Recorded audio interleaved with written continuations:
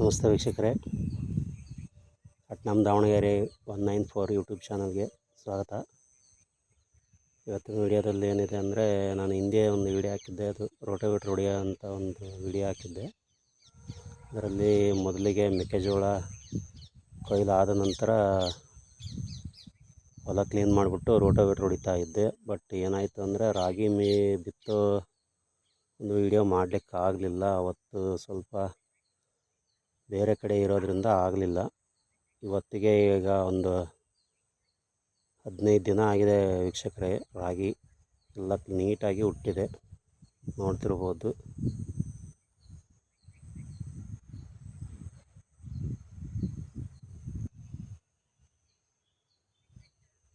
ನೋಡಿ ವೀಕ್ಷಕರೇ, ನೀವು ರಾಗಿ ಬೆಳೀತಾ ಇದ್ದರೆ ಗೊತ್ತಾಗುತ್ತೆ ಯಾವ ಥರ ಬೆಳವಣಿಗೆ ಇದೆ ಅಂಥೇಳಿ. ನೀಟಾಗಿ ಬೀಜ ಮೊಳಕೆ ಹೊಡೆದು ಸಾಲೇರಿ ಕಾಣಿಸ್ತಾ ಇದೆ ಅಂಥೇಳಿ. ನೋಡಿ ಹೇಗಿದೆ ಎಲ್ಲ.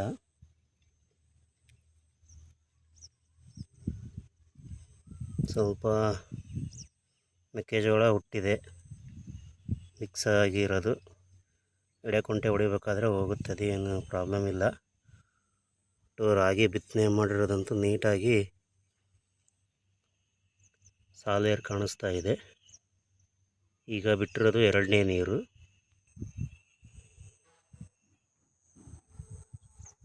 ಇನ್ನು 4ರಿಂದ 5 ನೀರು ಹಾಯಿಸುವಷ್ಟರಲ್ಲಿ ರಾಗಿ ಫಸಲು ಕೊಯ್ಲಿಗೆ ಬರುತ್ತೆ.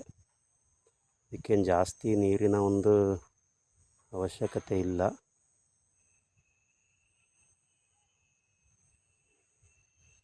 ಇದೊಂದು ಮಳೆಯಾಶ್ರಿತ ಬೆಳೆ ಆಗಿರೋದ್ರಿಂದ ಜಾಸ್ತಿ ನೀರೇನು ಕೇಳಲ್ಲ.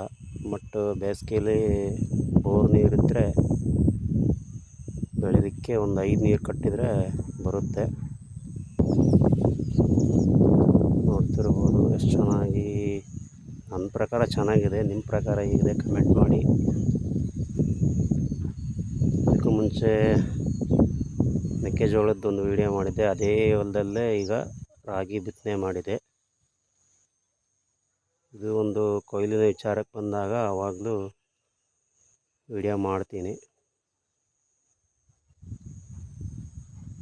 ನನ್ನೆಲ್ಲ ವಿಡಿಯೋ ನೋಡ್ತಾ ಇರೋ ವೀಕ್ಷಕರಿಗೆ ಧನ್ಯವಾದಗಳು.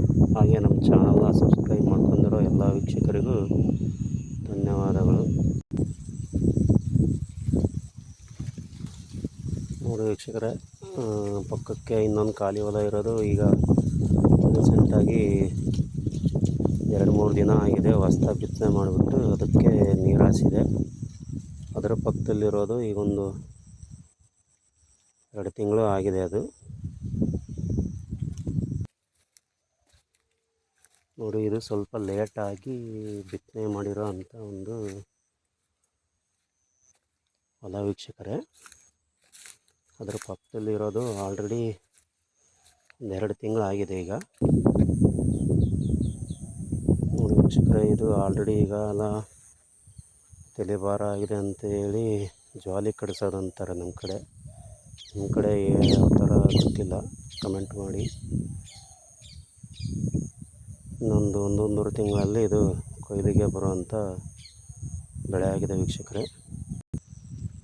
ನೋಡ್ತಾ ಇರ್ಬೋದು, 3 ಹಂತಗಳಲ್ಲಿ ಮಾಡ್ತಾ ಇದೆ ಇದು ರಾಗಿ ಒಂದು ಬೆಳೆನ. ಒಂದು ಕಡೆ ಲಾಸ್ಟ್ ಒನ್ ಇರೋದು ಒಂದು 2 ತಿಂಗಳದು, ನಡುವೆ ಮಧ್ಯದಲ್ಲಿರೋದು ಈಗ 4 ದಿನ ಆಗಿದೆ. ಇದು ಈಗ ಒಂದು 15 ದಿನ ಆಗಿದೆ.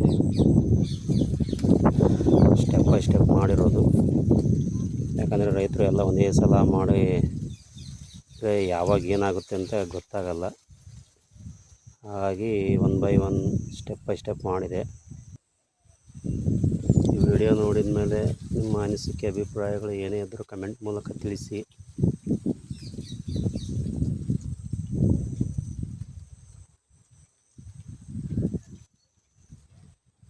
ವಿಡಿಯೋನ ವಾಚ್ ಮಾಡಿದ್ದಕ್ಕೆ ಧನ್ಯವಾದಗಳು. ನಮ್ಮ ಚಾನಲ್ನ ಲೈಕ್ ಮಾಡಿ, ಶೇರ್ ಮಾಡಿ, ಸಬ್ಸ್ಕ್ರೈಬ್ ಮಾಡಿ. ಯಾವುದೇ ಎಡಿಟಿಂಗ್ ಯಾವುದೇ ಇದು ಏನು ಮಾಡಿಲ್ಲ. ಹೊಸದಾಗಿ ಯೂಟ್ಯೂಬ್ ಚಾನಲ್ ಮಾಡಿರೋದ್ರಿಂದ ಅದ್ರ ಬಗ್ಗೆ ಯಾವುದೇ ಮಾಹಿತಿ ಇಲ್ಲ. ಧನ್ಯವಾದಗಳು. Thank you.